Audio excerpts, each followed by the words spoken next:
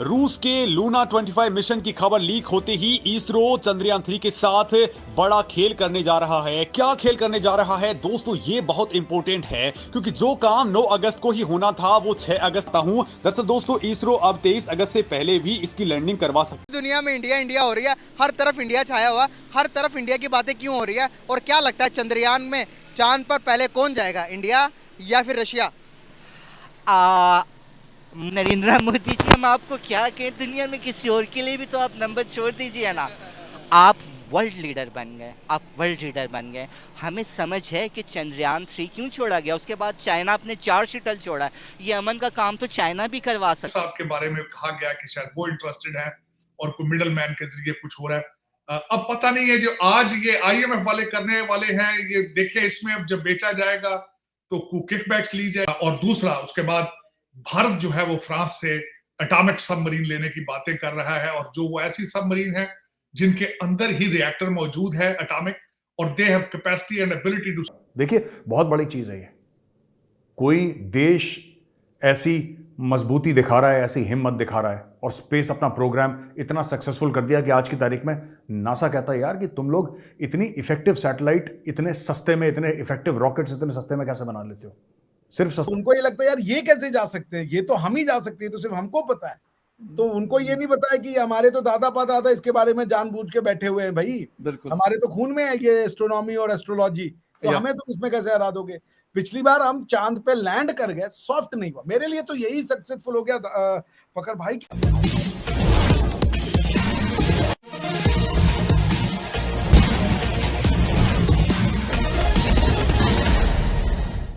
भारत जिस समय चंद्रयान 3 की तैयारी कर रहा था, उस समय रूस के किसी भी मिशन का आता पता नहीं था। लेकिन भारत का चंद्रयान ज्यों ही चंद्रमा की ओर चला, रूस ने यह घोषणा कर दी कि उसका लूनर 15 मिशन चंद्रमा पर भारत से पहले पहुंच जाएगा। लेकिन इसरो ने एक ऐसी चाल चली कि चंद्रयान का लैंडिंग का टाइम 7 दिन पहले करके रूस के सारे मंसूबे पर पानी फेर दिया है। क्या असल कहानी है, जानते हैं। रूस के लूना 25 मिशन की खबर लीक होते ही इसरो चंद्रयान 3 के साथ बड़ा खेल करने। आखिर ये हो क्या रहा है? क्या भारत अब खुल करके रूस के साथ में कंपटीशन पर उतर आया है? इसरो चीफ ने अचानक क्यों कहा है कि सारे सेंसर्स और दोनों इंजन अगर फेल भी हो गए तो भी हम चंद्रयान 3 को सेफ लैंड करवा लेंगे? तो ये कॉन्फिडेंस किस टेक्नोलॉजी के तहत आ रहा है? क्या है वो सीक्रेट टेक्नोलॉजी जो अब हमारे चंद्रयान के साथ, लेकिन अब टाइम फ्रेम इसरो ने अचानक से कम कर दिया है। हालांकि इसरो ऐसा क्यों कर रहा है, इसको लेकर के कोई भी बड़ी बात उन्होंने सार्वजनिक नहीं की है, लेकिन आप खुद भी समझ सकते हैं कि जब रूस अचानक से अपना यान भेजकर कंपटीशन पर आमादा है तो इसरो भी पीछे नहीं है। दरअसल दोस्तों इसरो अब 23 अगस्त से पहले भी इसकी लैंडिंग करवा सकती है। दुनिया में इंडिया इंडिया हो रही है, हर तरफ इंडिया छाया हुआ, हर तरफ इंडिया की बातें क्यों हो रही है? और क्या लगता है चंद्रयान में चांद पर पहले कौन जाएगा, इंडिया या फिर रशिया? नरेंद्र मोदी जी, हम आपको क्या कहें, दुनिया में किसी और के लिए भी तो आप नंबर छोड़ दीजिए ना। आप वर्ल्ड लीडर बन गए, आप वर्ल्ड लीडर बन गए। हमें समझ है कि चंद्रयान 3 क्यों छोड़ा गया, उसके बाद चाइना अपने 4 शटल छोड़ा। ये अमन का काम तो चाइना भी करवा सकता। अगर इंडिया पहले चला गया चंद्रयान 3, हिंदुस्तान दुनिया को साबित करना चाहता है कि जिस मुल्क के पास 8000 से ज़्यादा न्यूक्लियर वॉर हेड हों, अगर उसके ख़िलाफ़ सर्जिकल स्ट्राइक या उस पर जंग मुसल्लत की जाए तो वो कितना तेजी से किसी भी घर में लड़ सकता। पहले दुनिया ये कह रही थी USS 1 Ibrahim Lincoln, US submarines with the nuclear missiles, nuclear torpedo, Russia will not face us. No, Russia proving we have capacity for destruction of whole world within a half an hour or hour.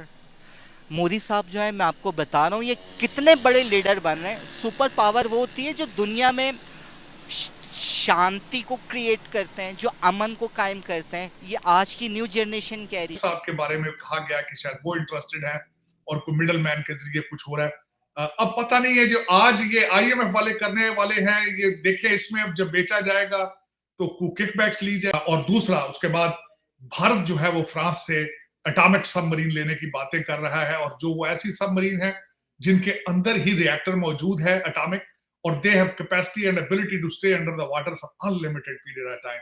एक ये है, और आपको पता है कि अगला जो है इस वक्त मसला वो इंडियन ओशन का है, क्योंकि चाइना को जितना तेल जाता है वो इंडियन ओशन से गुजरता है, और चाइना जो ट्रेड करता है वो it has to go through the Indian ocean.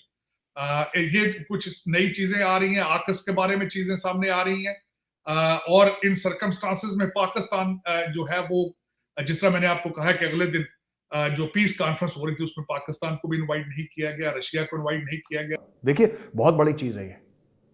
कोई देश ऐसी मजबूती दिखा रहा है, ऐसी हिम्मत दिखा रहा है और स्पेस अपना प्रोग्राम इतना सक्सेसफुल कर दिया कि आज की तारीख में नासा कहता है यार कि तुम लोग इतनी इफेक्टिव सैटेलाइट इतने सस्ते में, इतने इफेक्टिव रॉकेट्स इतने सस्ते में कैसे बना लेते हो।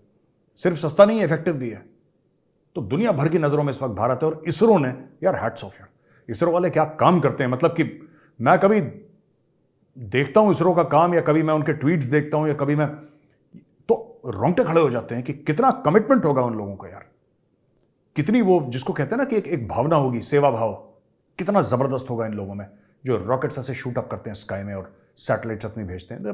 Tremendous people.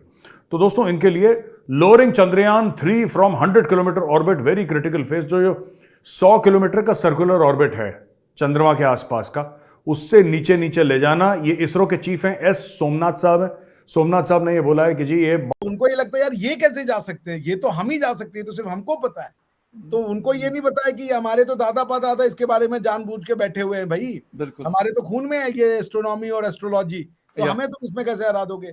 पिछली बार हम चांद पे लैंड कर गए, सॉफ्ट नहीं हुआ। मेरे लिए तो यही सक्सेसफुल हो गया फकर भाई की, इतनी बड़ी मैन्युवरेंस करके उसको उन्होंने जो है, सोचिए पैसे बचा करके स्लिंग शॉट के थ्रू और पहुंचा दिया उसको ऑर्बिट में। It's a big manoeuvres. तो भाई हैट्स ऑफ है इन भारत माँ के बच्चों को कि भाई मतलब ये हमारे आपकी तरह डेली वाले लोग हैं, ये वही कपड़े पहनते हैं, इनको भी वही है, लोन पे लेकर के अपने घरों को खरीदते हैं, लेकिन काम ये देखिए वो कर रहे हैं कि दुनिया में बड़े बड़े लोग ना कर पाए। तो I think it's a great success, and it's not just a success of India, it's a success of humanity, specially वो ह्यूमैनिटी जो पीछे रह गई। देखिए, ये पॉलिटिकल डिवीजन तो बहुत बाद में आती है, हम सब इंसान है पहले, दैट्स ऑल व्हाट मैटर्स।